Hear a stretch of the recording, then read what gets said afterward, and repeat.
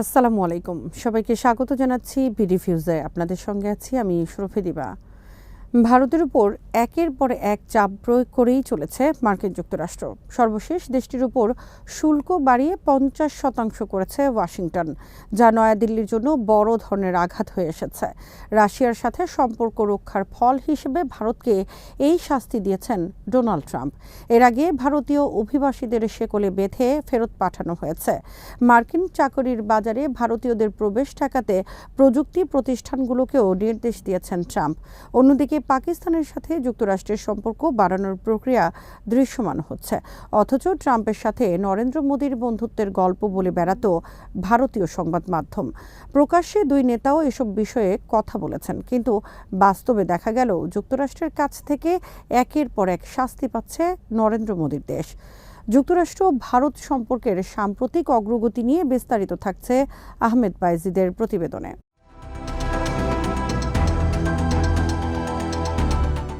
Donald Trump চলতি বছরের জানুয়ারিতে দ্বিতীয় মেয়াদে হোয়াইট হাউসে ফিরে আসার পর অনেক ভারতীয় বিশ্লেষক আশা করেছিলেন ভারতীয় প্রধানমন্ত্রী নরেন্দ্র মোদীর সঙ্গে তার ঘনিষ্ঠতা ভারতের নিরাপত্তার নিশ্চয়তা দেবে। অতীতে এই দুই নেতা একে অপরের পক্ষে প্রচারণাও চালিয়েছেন, একসঙ্গে জনসভায় অংশ নিয়েছেন, পরস্পরকে বন্ধু হিসেবে ঘোষণা দিয়েছেন। ফেব্রুয়ারিতে ট্রাম্পের সঙ্গে বৈঠক করতে যে কয়েকজন বিশ্বনেতা হোয়াইট হাউস সফর করেন, মোদী ছিলেন তাদের একজন।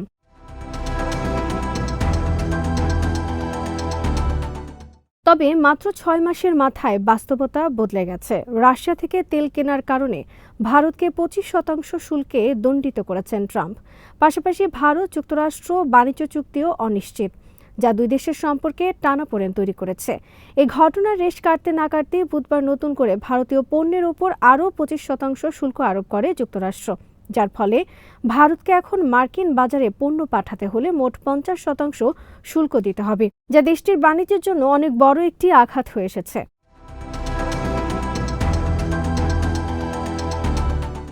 ভারতের অভিজ্ঞ অর্থনীতিবিদ বিশ্বজিৎ ধর এ প্রসঙ্গে আল জাজিরাকে বলেন, গত কয়েক দশকে যুক্তরাষ্ট্র ভারত সম্পর্ক এখন সবচেয়ে দুর্বল অবস্থানে পৌঁছেছে। ট্রাম্প সম্প্রতি রাশিয়া থেকে তেল কেনার জন্য ভারতকে অভিযুক্ত করে বলেছেন, কিভাবে রাশিয়ার সমরাস্ত্রগুলো ওই অর্থ দিয়ে ইউক্রেনের মানুষদের হত্যা করছে সেটি নিয়ে তাদের কোনো মাথা ব্যথা নেই।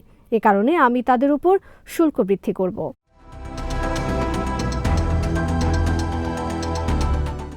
পরিসংখ্যান বলছে ভারত প্রতিদিন প্রায় ২ মিলিয়ন ব্যারেল অপরিশোধিত তেল কেনে রাশিয়া থেকে, যার মাধ্যমে তারা চীনের পর রাশিয়ার তেলের সবচেয়ে বড় ক্রেতা হয়ে উঠেছে।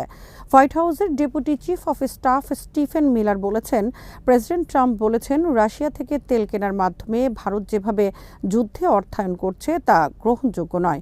অবশ্য যুক্তরাষ্ট্রের সাথে ভারতের খারাপ সম্পর্কের সূচনা জো বাইডেন প্রশাসনের সময়ই।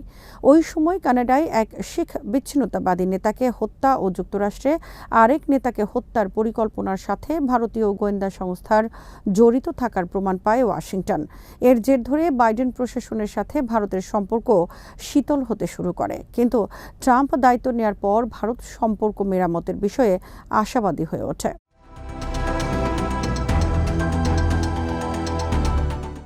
তবে জো বাইডেন প্রশাসনের সময় দুই দেশের মধ্যে বাণিজ্য সম্পর্ক মধুর ছিল। কিছু বাণিজ্য ঘাটতি থাকলেও নয়াদিল্লি বরাবরই ওয়াশিংটনের সাথে সম্পর্কের উষ্ণতা অনুভব করত।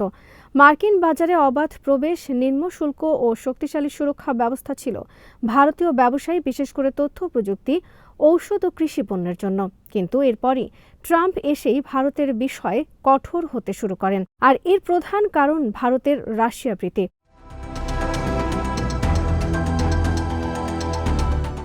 বিশ্লেষকরা মনে করছেন, ট্রাম্প আলোচনার মাধ্যমে রাশিয়া ইউক্রেন যুদ্ধ বন্ধ করতে ব্যর্থ হওয়ার পর রাশিয়াকে আরও কোণঠাসা করার বিষয়ে মনোযোগী হয়েছেন। সেজন্য তিনি রাশিয়ার সাথে কারা কারা সম্পর্ক রক্ষা করে সেটির দিকে নজর দিয়েছেন, যে কারণে মস্কোর সাথে নয়াদিল্লির বহুদিনের পুরনো সম্পর্ক ওয়াশিংটনের টার্গেটে পরিণত হয়েছে। যদিও চীনকে মোকাবেলার জন্য এশিয়া প্রশান্ত মহাসাগরীয় অঞ্চলে যুক্তরাষ্ট্রের গুরুত্বপূর্ণ অংশীদার ভারত, তথাপি ভারতের এই রাশিয়া প্রীতি মেনে নিতে পারছে না ওয়াশিংটন।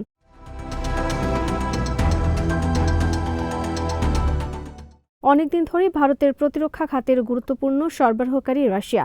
নিউক্লিয়ার রিঅ্যাক্টর থেকে শুরু করে মিসাইল প্রযুক্তি ভারত অনেক কিছুই পেয়েছে রাশিয়ার কাছ থেকে। এরপর ইউক্রেন যুদ্ধ শুরু হলে যুক্তরাষ্ট্রের নিষেধাজ্ঞা অমান্য করে রাশিয়ার কাছ থেকে ডিসকাউন্টে তেল কেনা শুরু করে ভারত।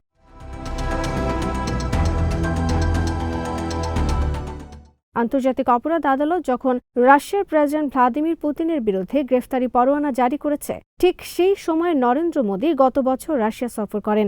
মোদীকে রাশিয়ার সর্বোচ্চ বেসামরিক সম্মাননা প্রদান করেন পুতিন, কিন্তু সেই সম্মাননা গ্রহণের মাশুল যে ভারতকে এভাবে দিতে হবে সেটি কেউ কল্পনা করেনি।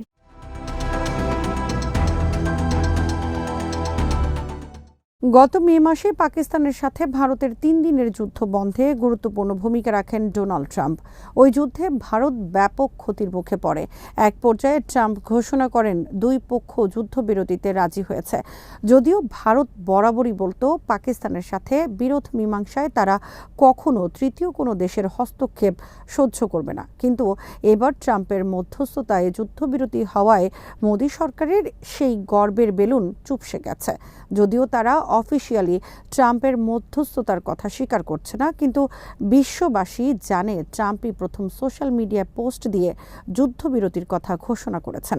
ট্রাম্প বলেছেন, আমি তাদেরকে বাণিজ্য প্রসারের আশ্বাস দিয়েছি এবং তারা থেমে গেছে। যুদ্ধবিরতির কিছুদিন পরই পাকিস্তানের সেনাপ্রধান ফিল্ড মার্শাল আসিম মুনিরকে হোয়াইট হাউসে দাওয়াত করেন ট্রাম্প। এর আগে কখনো কোনো মার্কিন প্রেসিডেন্ট পাকিস্তানের সেনাপ্রধানকে দাওয়াত করেননি। ট্রাম্পের সাথে মুনিরের ওই বৈঠক ছিল ওয়াশিংটন ও ইসলামাবাদের মধ্যে উষ্ণ সম্পর্কের প্রকাশ।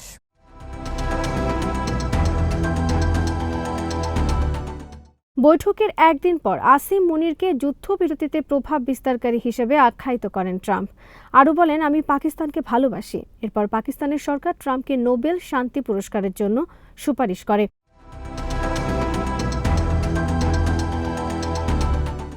ট্রাম্প যখন ভারতের উপর 50% শুল্ক আরোপ করেছেন, তার বিপরীতে পাকিস্তানের উপর শুল্ক চাপানো হয়েছে মাত্র 19%, যে বিষয়টিকে ইসলামাবাদ ভারসাম্যপূর্ণ চুক্তি ও ভবিষ্যতের দিকে অগ্রসর হওয়ার উপলক্ষ হিসেবে আখ্যায়িত করেছে।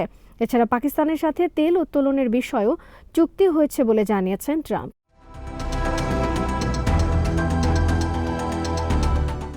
অন্যদিকে নরেন্দ্র মোদী হোয়াইট হাউসে যাওয়ার পর থেকেই ভারতের ওপর একের পর এক ধাক্কা দিয়ে যাচ্ছে যুক্তরাষ্ট্র।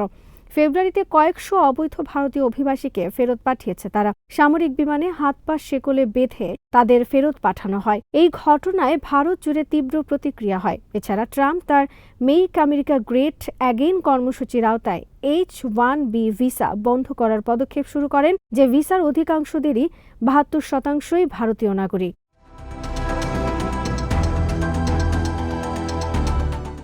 গত মাসে আর্টিফিশিয়াল ইন্টেলিজেন্স বিষয়ক একটি সম্মেলনে গুগল, মাইক্রোসফট, অ্যাপলের মতো প্রযুক্তি কোম্পানিগুলোকে ভারতীয়দের চাকরি না দেওয়ার নির্দেশ দেন ট্রাম্প। তিনি বলেন, ভারত থেকে কর্মী আনার দিন শেষ। বিপরীতে তিনি মার্কিন নাগরিকদের চাকরি দেওয়ার আহ্বান জানান, যা ভারতীয় নাগরিকদের পশ্চিমা বিশ্বে যাওয়ার স্বপ্নে বড় ধরনের বাগড়া দিয়েছে। কারণ প্রতি বছর বহু ভারতীয় যুবক চাকরির জন্য আটলান্টিক পাড়ি দেয়।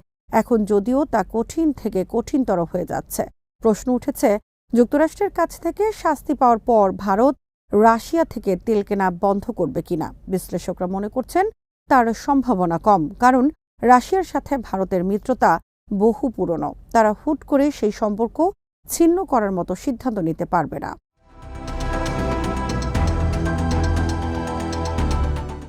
ভারতের নিরাপত্তা উপদেষ্টা অজিত দোভাল গত সপ্তাহে রাশিয়া সফর করেছেন। পররাষ্ট্রমন্ত্রী জয়শঙ্করও চলতি মাসের শেষ দিকে মস্কো যাচ্ছেন। রাশিয়ার প্রেসিডেন্ট ভ্লাদিমির পুতিনও এ বছরের শেষের দিকে ভারত সফর করবেন, যে কারণে ওয়াশিংটনের সাথে তাদের সম্পর্ক আরও খারাপ হতে পারে সামনের দিনগুলোতে।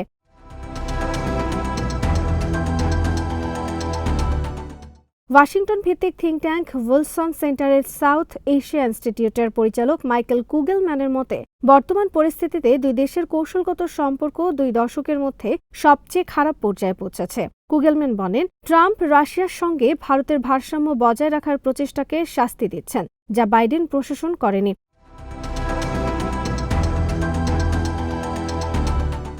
আর ভারতীয় সাবেক কূটনীতিক অনিল ত্রিগুনায়েত মনে করেন বিশ্বের সবচেয়ে জনবহুল দেশ হিসেবে ভারতের কৌশলগত স্বায়ত্তশাসন এখন আগের চেয়ে বেশি গুরুত্বপূর্ণ।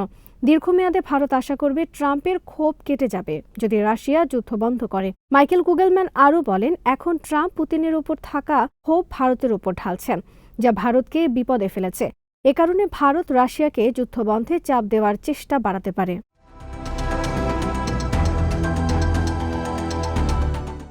আজ এখানেই শেষ করছি। সবাই ভালো থাকুন, সুস্থ থাকুন আর দেখতে থাকুন বিডি ভিউজ। চ্যানেলটি ভালো লাগলে সাবস্ক্রাইব করুন, সংযুক্ত থাকুন আমাদের ফেসবুক পেজে। আল্লাহ হাফেজ।